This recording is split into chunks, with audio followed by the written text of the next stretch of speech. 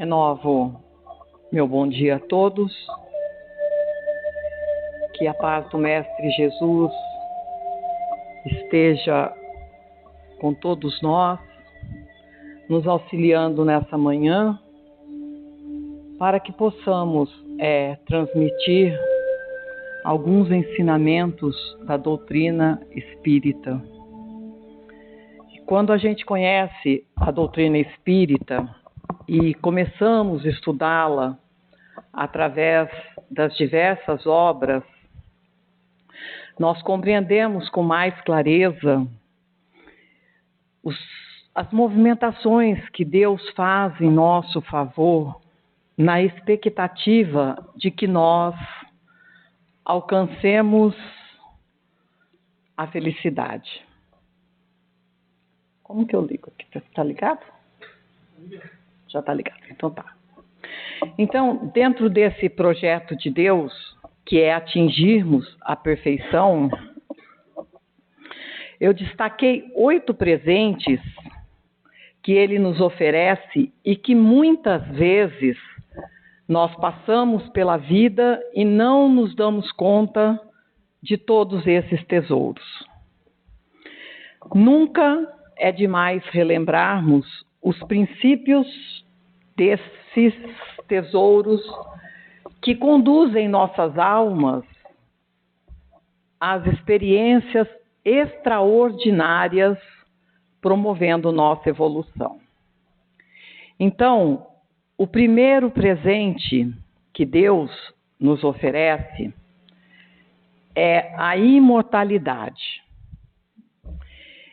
Embora a imortalidade tenha sido ensinada por todas as doutrinas espiritualistas, coube ao Espiritismo a missão de comprová-la.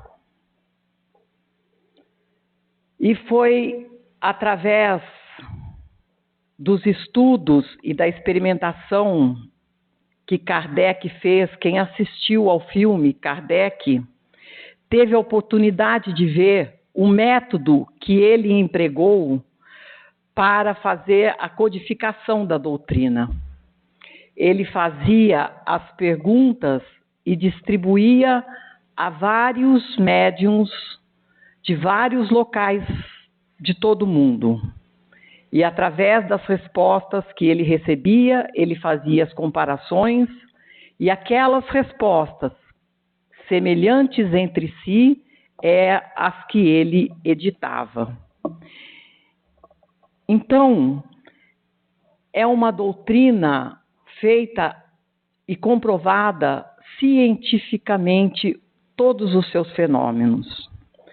E muitas vezes nós não nos damos conta da importância que é sermos imortais.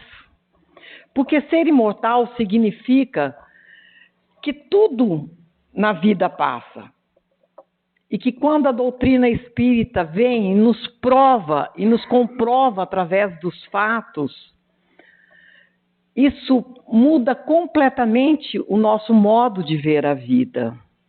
Porque os dramas, as dores, as separações, as doenças, todas essas coisas, tudo, absolutamente tudo é passageiro.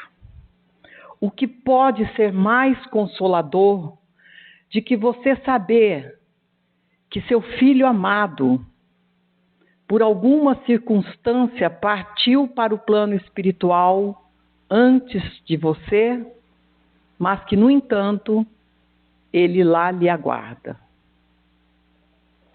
O que pode ser melhor que saber que, apesar dos dramas, a morte não tem o poder de separar os corações que se amam. Que presente extraordinário saber que nada tem o poder de acabar com o nosso dom de existir. Nem uma doença, nem nossos inimigos, nem a morte podem destruir nossa existência. Que presente maravilhoso ser um espírito eterno. O segundo presente decorre do primeiro. Porque seria horrível, né? Ser eterno, mas viver sozinho, ficar sozinho pela eternidade. Uma imortalidade de solidão seria uma condenação. Então, o segundo presente que Deus nos dá é a nossa família espiritual.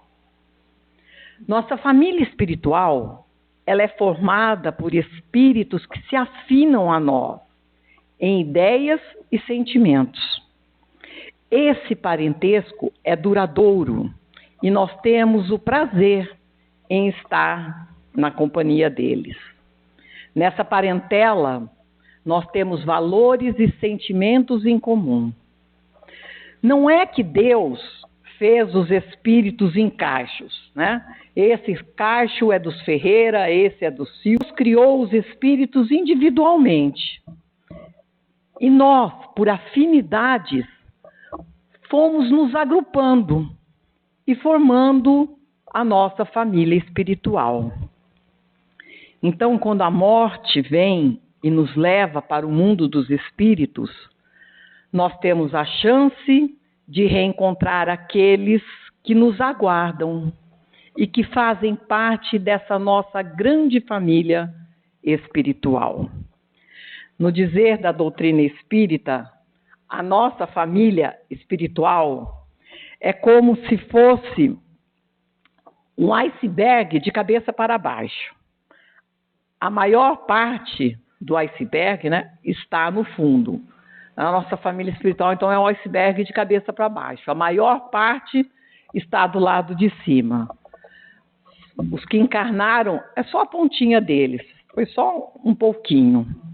Então, e na medida que nós vamos vivendo, vamos conquistando novas amizades, nós vamos ampliando nossos círculos de afetos e esses indivíduos vão se agregar à nossa família espiritual. Então, nossa família espiritual está sempre ampliando. E o terceiro tesouro que Deus nos deu é a chamada perfectibilidade. Porque Deus, ao criar cada um de nós, não nos deu um destino traçado.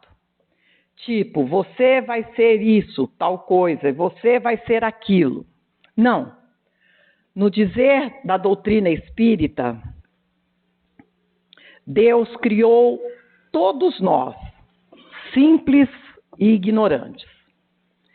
E essa informação está registrada no Livro dos Espíritos 5 vezes. Na questão 115, na questão 121, 133, 634 e 1006. Em todas elas, os Espíritos dizem que nós fomos criados simples e ignorantes. E a beleza disso tudo é justamente que fomos criados simples e ignorantes, mas caminhamos para a perfeição. Esse é o único destino determinado por Deus. Todos nós seremos almas felizes um dia. Os que são mais teimosos caminham mais devagarzinho. Os mais obedientes caminham mais rápido, chegam à perfeição relativa mais depressa. Então, independente de sermos pessoas difíceis, problemáticas, nós vamos aprender. Mesmo essa pessoa que você está pensando, aquele lá acho que não tem jeito não. Tem cura. Pode acreditar. Porque Deus tem uma paciência enorme. E Ele não tem pressa. Através da imortalidade, nós teremos inúmeras oportunidades para realizarmos as mudanças necessárias e conquistarmos os conhecimentos e as virtudes que precisamos para evoluir e sermos almas felizes. Deus nos deu também o quarto tesouro.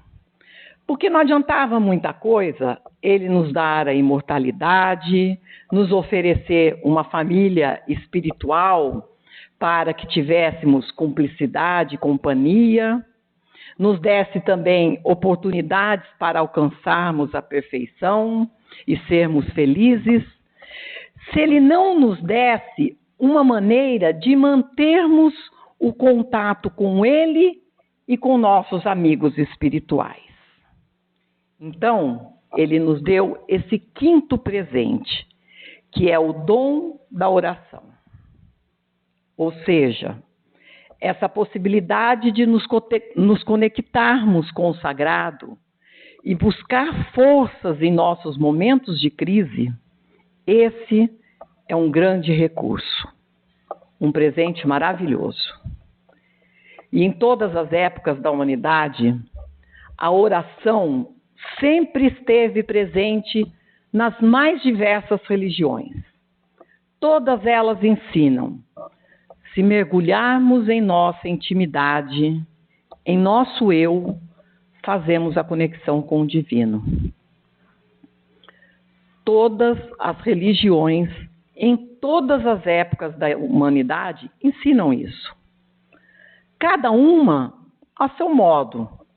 Não importa se é ajoelhado, se é em procissão, se é em versos repetidos, se é em pé, ou no silêncio, na nossa intimidade, não importa a forma, mas a informação de que podemos buscar e fazer essa conexão com Deus, essa informação é muito preciosa.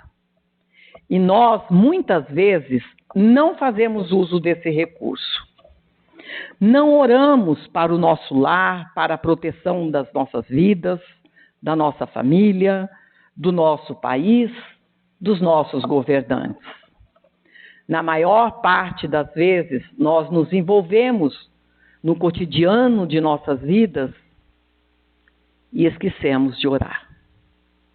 Outras vezes, estamos tão perturbados que até queremos orar, mas não conseguimos. Nossos pensamentos se embaralham e nós não conseguimos formular uma oração. Outras vezes, até começamos com um peditório e quando nos damos conta, estamos determinando o que achamos que Deus deve fazer por nós. Então, aqui vai uma dica para aqueles dias que estamos tão perturbados que não conseguimos sequer orar.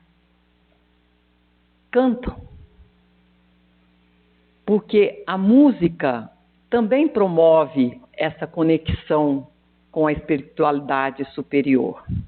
Mas canta uma música boa. Não vai cantar uma música da Anitta, que daí vai levar vocês para mais para baixo. Então, tem muitas músicas espíritas boas, mas tem outras músicas também que nos elevam, que nos transportam às esferas superiores e melhoram o nosso padrão vibratório, nos possibilitando dessa forma a conexão com Deus. Mas manter o hábito da oração é muito importante. E eu não poderia deixar de lembrar aqui da importância da prática do Evangelho no lar. Joana de Ângeles diz, em uma de suas obras, Leis Morais, que acende o sol do Evangelho em casa, reúne-te com os teus para orar pelo menos uma vez na semana, e jamais triunfarão trevas em teu lar, em tua família, em teu coração. Emmanuel também destaca a importância dessa prática nos lares, quando afirma no livro Luz no Lar, psicografado por Chico Xavier, o seguinte: o culto do Evangelho no lar não é uma inovação, é uma necessidade em toda parte, onde o cristianismo lance raízes de aperfeiçoamento e sublimação. Quando o ensinamento do Mestre vibre entre 4 paredes de um templo doméstico, os pequeninos sacrifícios tecem felicidade comum. Um lar que ora, uma pessoa que ora, pode fazer muita coisa em favor dela mesma e em favor dos outros também.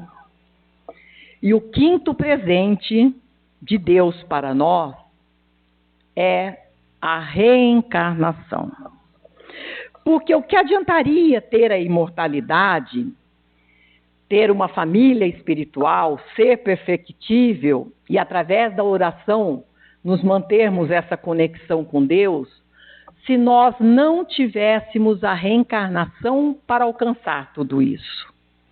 Porque em uma única vida é impossível nós adquirir o intelectual e moral que precisamos para alcançar a perfeição. A reencarnação é a oportunidade de aprender, a oportunidade de expiar, de aperfeiçoar-se, de nos elevar. Impossível conquistar todo o conhecimento intelectual e moral em uma única vida. A reencarnação é sempre uma nova chance.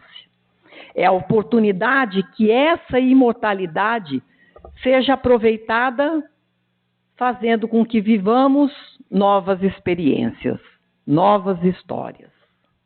E é através dessas novas histórias que temos a oportunidade de aprimorarmos sentimentos e ampliarmos as nossas famílias espirituais.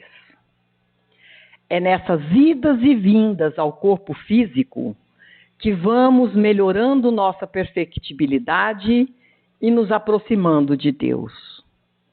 E quando reencarnamos, Deus nos dá o 6º presente, que é um dos presentes mais maravilhosos que podemos possuir: a nossa família corporal. Esse é o grande presente, porque é a chance que temos de nos relacionar com as almas que temos compromisso, as almas que formamos laços ou nós. Almas das quais devemos nos acertar e estreitar ainda mais esses laços afetivos que criamos em outras encarnações ou desatar os nós dos desafetos que também cultivamos. A família é um núcleo sagrado de aprimoramento moral. E muitas vezes nós não enxergamos dessa forma. Achamos muitas vezes que nossa família é uma cruz. Às vezes temos a impressão que caímos no lar errado, não é mesmo?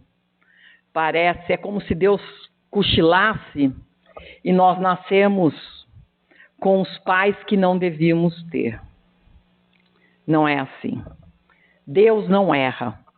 Estamos na família que escolhemos ou a que necessitamos estar, para o nosso crescimento, para o nosso aprimoramento.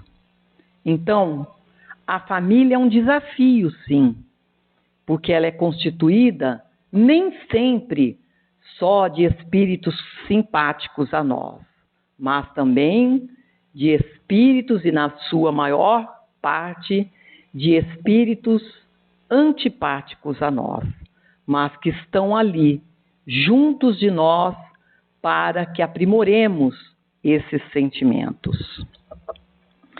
Então, nós nascemos juntos das pessoas que necessitamos para combater nossos defeitos e adquirirmos virtudes, porque é no outro que nós vemos a nossa maior necessidade. Quando a gente olha para o nosso irmão e achamos eles um chato, pode ter certeza que a chatice está em nós e nós só vemos o reflexo nele. Então, tem gente que precisa combater o egoísmo. E daí, nasce num lar com 12 irmãos, justamente para aprender a dividir. Aí divide roupa, sapato, divide até escova de dente. E daí aprendem. E aprimoram, fortalecem esses laços. E dá tudo certo nessa união.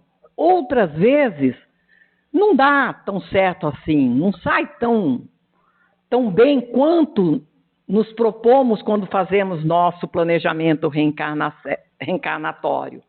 Aí são aqueles irmãos que se agridem por qualquer coisa, né? Ah, porque você usou meu sapato, pegou minha roupa, sentou na minha cama, né? E a mãe tenta ir apaziguando, né, essas arestas. E aí diz para o irmão que é melhorzinho, né? Tenha paciência com seu irmão. Ele tem o gênio forte. Porque mãe é uma santa mesmo, né? Ela muda o nome, né? Ela dá o nome de gênio forte para espírito ruim, né? Então, quando o espírito do outro é ruim, ela fala, tenha paciência, ele tem um gênio forte. Então, o ideal seria que todos nós na família aprendêssemos a conviver bem.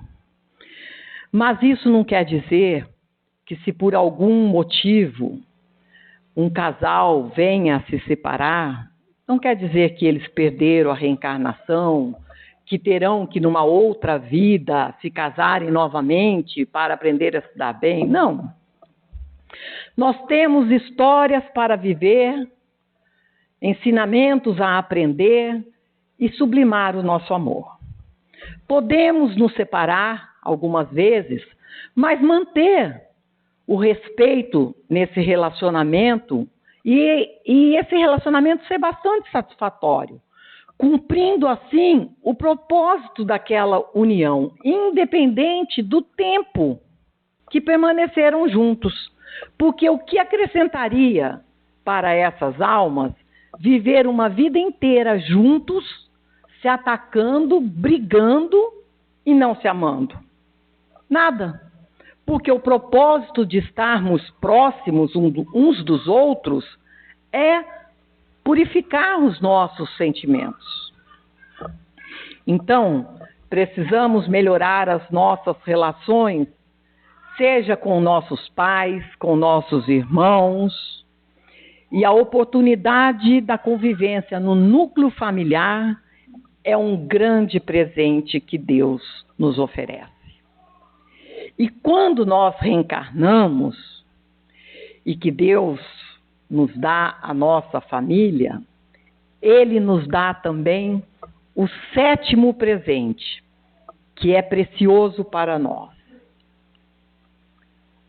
o esquecimento do passado. Divaldo Pereira Franco diz que se lembrássemos de todas as nossas vidas passadas, muitos de nós enlouqueceria, sem qualquer resistência para continuar no corpo. Por isso que quando reencarnamos, esquecemos. Mas nós não esquecemos de tudo. Trazemos as lembranças, embora remotas, nós trazemos dentro de nós essas lembranças dos amores e dos desamores que temos. Daí termos dificuldades com algumas pessoas. Mas é justamente nessas pessoas que detectamos maior dificuldade que mais devemos cuidar e melhorar a nossa convivência com eles. Porque essas dificuldades estão nesse ponto hoje porque elas estão abrandadas pelo esquecimento. Porque se lembrássemos de tudo, aí sim que não conseguiríamos restabelecer esse relacionamento. Então, o esquecimento do passado é uma grande bênção, um grande tesouro, um presente maravilhoso que Deus nos concede. E o 8º presente é um presente, uma coisa maravilhosa, que é a fé. E Deus dá essa fé para nós de diversas maneiras. Então é assim, se eu não gosto dessa, não gosta, tem outra, não tem problema. Então, as religiões é como se fossem janelas abertas para vermos o céu. De cada janela que eu olho, eu vejo o céu de um certo ângulo, mas todas elas nós vemos o mesmo céu. O céu é sempre o mesmo. Então, as religiões são assim. Tem gente que acha o espiritismo interessantíssimo e faz dele a sua fé. Outros, eu gosto de padre, eu gosto da missa, eu gosto da hóstia, do confessionário. Então vá e viva a intensidade da sua fé. Outros já dizem, eu gosto do pastor. Eu gosto de culto, eu gosto da pregação, gosto do louvor. Então vá, como diz Roberta Miranda, né? Vá com Deus. Vá, exercite a sua fé. Então, Deus nos deu todos esses presentes maravilhosos.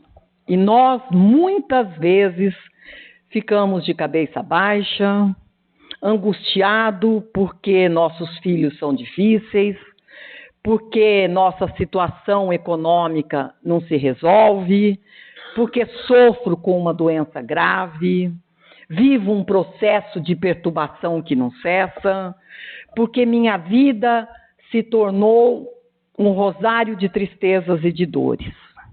Gente, existe uma mobilização espiritual enorme em nosso favor. Emmanuel diz que, às vezes, o ser humano tem dificuldades de entender isso. E, às vezes, ele entende, mas ele não tem a grandeza de viver aquilo que ele entende. É como se disséssemos, eu sei, mas eu não consigo viver o que eu sei. E é muito doloroso você saber alguma coisa, mas não dar conta de viver aquilo que você sabe. Numa comparação grosseira, é como uma pessoa que tem uma caligrafia feia. Ela sabe o que é uma letra bonita. E você diz para ela, então escreve. Ela diz, eu sei, mas eu não dou conta de fazer essa caligrafia bonita. Então, nós sabemos que guardar mágoa é ruim, que precisamos perdoar, mas muitas vezes nós não nos damos conta, não temos força para conseguir fazer aquilo que precisamos fazer por nós. E quando nós percebemos que não temos força, nós precisamos buscar ajuda. Procure alguém que possa lhe ajudar. Procure uma fé que lhe conforte. Alguém que lhe escute. Um profissional, um psicólogo para uma terapia. Um médico para lhe indicar um remédio que pode te ajudar a manter o equilíbrio necessário. Mas precisamos de ajuda e de um esforço extra da nossa parte para conseguirmos passar os momentos mais difíceis das nossas vidas. Às vezes, o problema nem está em nós. Nós estamos bem, mas o problema pode estar com os nossos filhos que estão destroçados, ou com nosso esposo, a nossa esposa que está passando por uma doença grave. Nessa hora, nós não podemos perder as esperanças, porque o mundo espiritual se mobiliza incessantemente em nosso favor. O que a gente precisa é entender a forma como Deus age.